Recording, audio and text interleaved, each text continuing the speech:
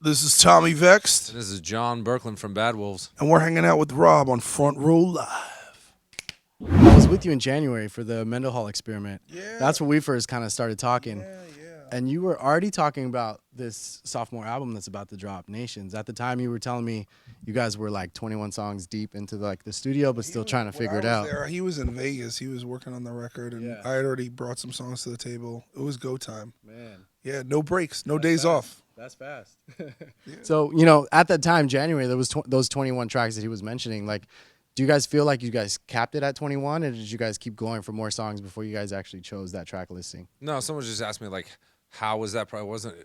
It was just like we went till we ran out of time, and then it was just like, okay, what do we have? All right, let's cut these down and see what we like. It was just kind of keep working, and we suspected, that when you turn into an album into a label that's based around, they want some radio singles. We figured they'd probably be like, well, what about one more? You got one in your sleeve? So we had some stuff that we threw at them again and stuff. It's just work. So what's different this time around in the studio when you guys went in and started to like track these songs or even like write the songs? Like what did you guys feel was the most different thing that you guys did? It kind of felt the same. We use the same people in the same studios, and we write. I go do my thing. John goes and does his thing. Chris and Doc both have their rigs at home. Yeah. So everyone kind of does their thing separately, and then we throw it in a pile, and then it's kind of me and John's responsibility to be like, this is a yes, that's a no, this one's yeah, sure, we'll do that. We can work on this. And I think that the only difference between the first record and the second record is the history that we have. Like, we know each other's boundaries. We know like what is like not going to get changed in a song, and we know what is going to get changed in a song. And so, that's just kind of, it was a little more seamless and like focused. So yeah. There's more. This record was easier to make than the Really? than the first one. Yeah, with relationships, like getting to know each other, how we work, how the band works, and with the pressure. I work great under pressure, so I was excited. The first one was just like, what are we doing? Like, what kind of record are we even making? Like, just there was so much unanswered. Yeah. There was a lot more answered for you here. Oh, here's your fan base actually now. Yeah. This is kind of where you lie. Oh, okay, cool. Give me that. Let's go. Do you guys feel that on that first record there was like a specific song that was on that album that kind of defined the sound of Bad Wolves? Is that safe to say at all? I think there's two of them. I think it's Remember When, and I think it's Learn to Live, where it's like, obviously Zombie is like the biggest song that's like Right. the rock genre scene in like goddamn who knows 12 years. But defining us, it's just like we're a heavy band and we're like a sophisticated rock band. Yeah. Stuff like that. And I think those unique songs and Hear Me Now express us as a ballad. Those three songs kind of all in one. We do slow rock and we do heavy. So you mentioned "Learn to Live." That was one of like the personal songs that you wrote, and you've been very personal to your audience. You guys talk about it, whether it's live or whether you guys are writing a track. But like now on this new album, you dropped "Sober," another personal track. Like, does it differ? Like, is it harder to write a song like "Sober" where it's like more personal to you, a struggle that you had, a thing that you went through, as opposed to like "Learn to Live" where it was like a struggle you had with a family member, for example? Well, Learn to Live was actually written about a client when I was a drug and alcohol counselor for a client who was like finding every excuse and every reason to not accept help. And it would basically kind of lend itself to an overall mentality and attitude of self-defeatism when it comes to dealing with your own demons. Yeah. Sober was a very important song because it told two perspectives. And so traditionally, rock bands or anyone, a lot of the songs that are about addiction and alcoholism and the struggle are from the artist standpoint, describing what they're going through. Sober goes to another level and tells the story of the loved ones and the family members that are also affected by the alcoholic addict, Right. and how alcoholism is a family disease. And to not, it's kind of, there was like kind of like a responsibility to tell that story as well. Yeah. Because there are, if there's 1 million people affected by alcoholism and drug addiction, there's at least times 5 of how many people, we all have had someone in our lives. We've all experienced that. Yeah, and so I really wanted to have a message of hope and tell both sides of the story because it gives a better perspective and when we have these conversations, it's how people are able to heal. It's how families are able to start the process of healing and moving forward in everyone's recovery. Right. Because Al-Anon is a program of recovery for people who have loved ones who are addicts and alcoholics. So, yeah. Now, as you guys come together to write a track like that, for example, like how, I mean, does the writing process kind of change because like you come in with a specific idea and they jump in with a little bit more of the idea to it? Like, how do you guys work that song out, for example? Which song? Like Sober. Sober is like a Tommy Vex song, and he did that song with Drew Folk. Yeah. So it's like when you listen to the band, you can kind of see where certain things come from. The heavier side of things is usually me. Kind of right in the middle might be a Doc, and then and definitely kind of the more radio. But there's also like John wrote "Crying Game" completely, and then there was it was like I was like, wow, okay, and then it was like some tweaks to lyrics, and then it's a conversation of like, what do you want to say? Because I have a little bit more of a sophistication to putting words together, and so we can have that conversation and then kind of, etch out what the words mean so it matches the integrity of the instrumentation. So it's just like sometimes he writes something and it's like, and I'm like, oh, cool. And sometimes I write something and we're like, if it's not broke, don't fix it. Most of the record is like a kind of like a mishmash of us, invading each other's creativity, Now, John, you kind of mentioned like you focus more on like the harder stuff. So like I feel like this record is a little harder than the previous record. Completely disagree with you, but okay. Really? Okay. I don't know. Like I felt like some of the Not in a songs bad were way, like yeah. I don't focus in on the harder things. It's just that's what I do. Yeah. Like I think once in a while I'll get outside of my boundaries and do some other stuff, but yeah, it's not like I'm limited. It's just kind of what my output seems to be. Right. Yeah. Now, as you guys like work on, I mean, you guys were working on this sophomore album. Obviously, like there's things you want to change from a previous, like whether it's like sound, whether it's like trying drums differently or stuff like that. Like, do you guys think about like the live shows that you guys and the tours that you guys have been on, like as like ideas of how your audience might kind of take these songs? Yes, I can say the one song that we did that when I first wrote the riff and like directly thought about it was that No Messiah song, which is the second track on the record, I think. And like I just knew, I was like, we don't have a song like this. It does that hits like this. Is this meant like, hypnotic or whatever? And I just thought about the crowd. That was kind of one of the only times I've ever done that. But sometimes you write something and you go, oh, you know what, the crowd's gonna like this. But like it was a little bit simultaneously. I was like, oh, the crowd is gonna like this. Yeah. Is there any one track that was kind of like giving you guys the hardest time to kind of like finalize in the studio? I think the Consumerist and Learn to Walk Again, because Learn to Walk Again was demoed in like September of last year, and it almost wasn't going to make the record, and then I like turned it over to John and he made it. It was definitely missing a lot, and he like made it to a point where it was like it was like, oh, okay, because I was like, oh, we got to throw this song out and maybe we'll keep the chorus and it'll go on the next record. And he's like, no, I got this. And he literally just picked up a guitar. He was like, it's pretty generic, but sounds good. And we were like, that's amazing. And then the Consumerist was like, I changed. I'm like, oh, I don't like the verses. And I'm like, you need to change the music here. Like, and he's like, really? I'm like, yeah. And then so he rewrote the entire structure of the song, sent it back to me. Then I recorded the vocals, and then it was you or Doc that we didn't like the final product. And they're like, well, what if we just put the vocals from this part in the original way? And then we were like, I'm like, it'll never work. We're in the studio, and they just press play. They put it together, and I'm like, oh my god, So it's just like I was on the hamster wheel on that one, but. Sometimes sometimes you're right, and sometimes, hey, you're wrong, and I was wrong. Do you guys feel like this record, you guys were able to kind of experiment a little bit more, as opposed to the first record where you guys were trying to figure out who you guys were? Well, when you say can, I feel like we honestly can do anything we want. I don't think our label has really come at us in any way. Like, don't be too heavy. They haven't said that. They said don't be too light. I know Zoltan always has this thing is like, don't lose your core fan base of having that rock metal mentality. Right. But yeah, when you say can, we can do anything we want. It's whether or not we think it's good. Like, I have some songs written already that have nothing to do with anything with Bad Wolves, and I'm gonna be like, oh man, I'll bring them to Tommy, and Tommy's gonna be like, you're fucking crazy, and I'm like, I know, but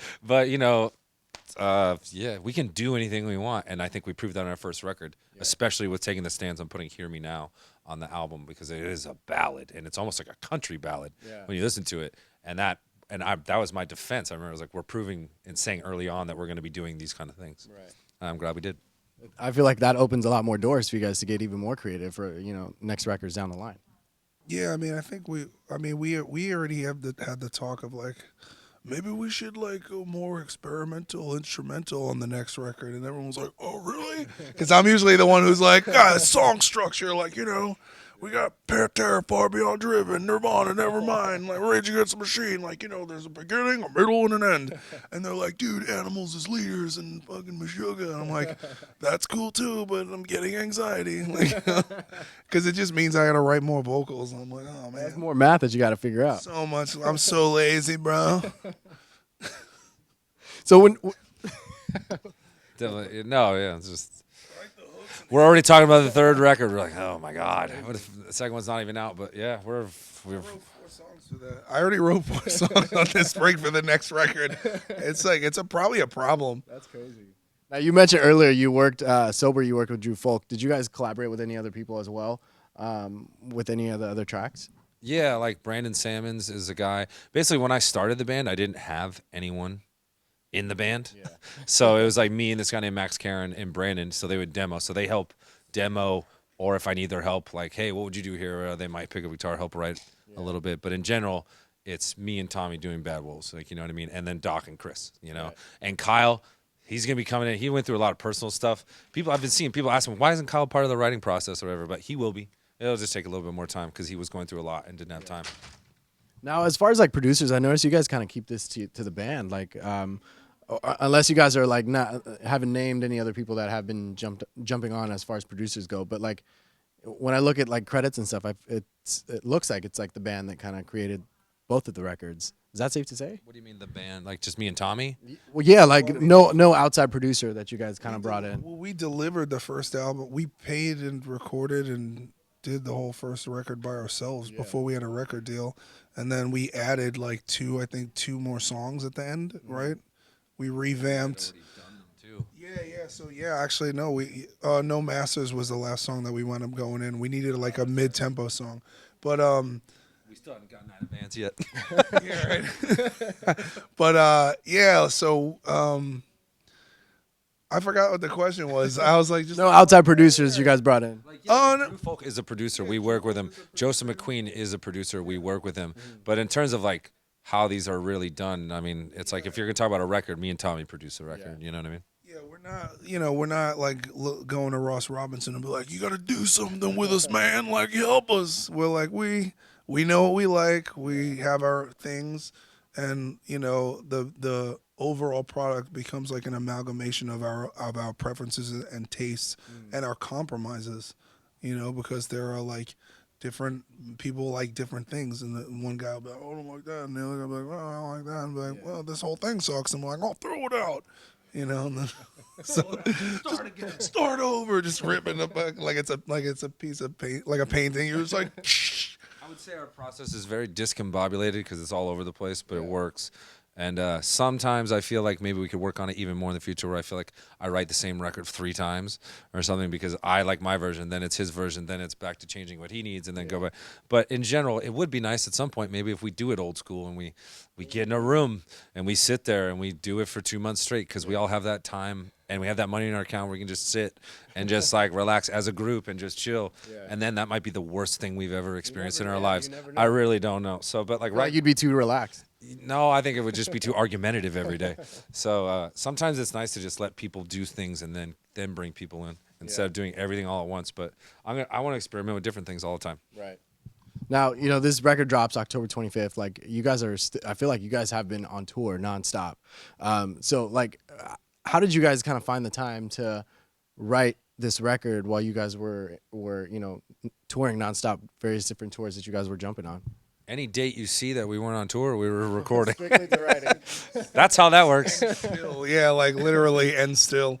Yeah, I mean, we did all over the U.S. In March of 2018, Doc and I did an international press tour. We flew all over the world and played TV shows and radio stations acoustically.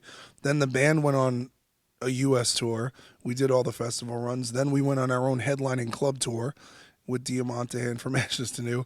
Then we went out with Five Finger Death Punch for the whole summer with them and Breaking Benjamin. And then we went straight to Europe with 3 Days Grace. And then after the 3 Days Grace tour, we had 10 days off. And we went into the studio on those 10 days. And started. And then we went back out with Five Finger and we did a whole other US leg. Yeah. And then we went to Canada with 3 Days Grace and we did a whole Canadian tour. And then we came home and there was the holiday break. And January it started up all over again. Yeah. Then we had to stop in January because we had to go to Australia with Nickelback and open for Nickelback, and then we had to come back in March and pick up what we left. Yeah, but it's all like. And then right at the end of the recording, like, you guys want to do like 5 or 6 dates with Breaking Benjamin? Like, sure. Let's just break it up. Let's do it again. I forgot about that. I totally forgot about that. Yeah, let's go. We're gonna fly to New York and play the tattoo convention, and then we're gonna go to like Boise, Idaho, or Billings, Montana. Let's just why not, guys? Let's just if you just look at the dates, if you just look at it, I'm like, oh. Let people know you're live while you're in the studio. Like, all right, cool. So while you guys are like touring nonstop, like, what has been the biggest challenge in being able to, one, go on the road, and two, like, going from not doing any tours to, like, again, touring nonstop? For me, at my age, like, to be kind of open, like, I generally try and tour without drinking. Yeah. Because it tends to beat me up, and I'm getting older. And then the more I'm outdoor, the more I tend to self-medicate, where I get so bored, maybe lonely, miss home, kind of feel like this is all just going nowhere because it's just an endless train of playing and there's no end in sight. So some of that kind of starts to take its toll. I might start partying a little too hard than I usually do, stuff like that. But other than that, we've all been doing this for a long time. Yeah. So as long as I get my rest and need it at home and I can get a fresh start, I'll be all right, What about for you, Tommy? I mean, for me, a lot of stuff that comes up is like, I try to stay in the gym and keep my fitness going, but it's also like my recovery is a big component. These guys have toured with me when I'm like not being active in my recovery and like I'm an angry dick. There's like no two ways about it. Like I'm like super irritable, irrational, and demanding, and like it's because like I still, with 10 and a half years sober, still experience all those things when I'm not working on my recovery. And so that's become, recovery and therapy has been a huge component in like moving forward to being someone who can be on tour for an extended period of time and cohabitate with people peacefully, because like I'm a grumpy old man basically. If that's the honesty of it. It starts to wear on you, and like you can really like just be a dick, and then everyone else is like, why are you a dick? And I'm like, I don't know, and you're like, stupid. And then my head hurts, and now I'm gonna be a dick to somebody else. What is the Guys like that's that segue? I don't even know where to go now. But fucking way too much information, man. just honest stuff about how touring affects people, man. You guys have always been true to your fans anyway, so it's like it's good that you guys are like that. Now, Just managing their expectations of us. We're not that great of guys. now as far as You don't want to be like us, Betty. Like, what's that thing in Billy Madison where he's like, I can't wait till I go to high school, Billy. He's like, no, stay here. Like, it's good here. It's like when kids are like, man, I want to be in a band just like you guys. You're like, no, don't you ever say that. Stay at McDonald's. It's simple. It's easy. Being crazy. as far as like recovery, as far as being a musician goes, like vocal rest is very important. Obviously, like, how did you kind of figure out how to take care of your voice when you're touring nonstop, singing nonstop? And did you ever do something like Melissa Cross? Like, did she play a role in your career? Yeah, I'm on the first Zen of Screaming DVD that's like from like 14 years ago. Yeah. And so Melissa's been in my life for a very long time. I grew up babysitting her son, and she basically gave me all the tools that I needed in order to become the singer that I became. And now it's also more of like, it's I got to go to the doctor once in a while. I go get checkups. I have acid reflux. Actually, the bus creates acid reflux, sleeping on the bus. So I can't eat food 2 hours before bed because it isn't fully digested and it kicks up the stomach acids. And what happens is that the acid while you're laying down and the bus is rocking, if you lay on your right side, your stomach empties out into your voice box a little bit and it burns your vocal cords. So a lot of singers think they have nodules and stuff. And I went through this and I went to a doctor when in Denver last year on tour and like got this whole like rundown of what exactly was going on. And so now on tour, I just take Zantac once a day, and I try to make sure I sleep 8 hours, and that's enough. Yeah. So it's like really like those are the kind of little tricks and tools. So it's a lot. Proper technique is huge. But also you could have proper technique, and if you're unaware of like that aspect of touring and how that, because once that starts getting out of control, like you might as well just cancel the tour, because you can actually really damage your vocal cords. Yeah.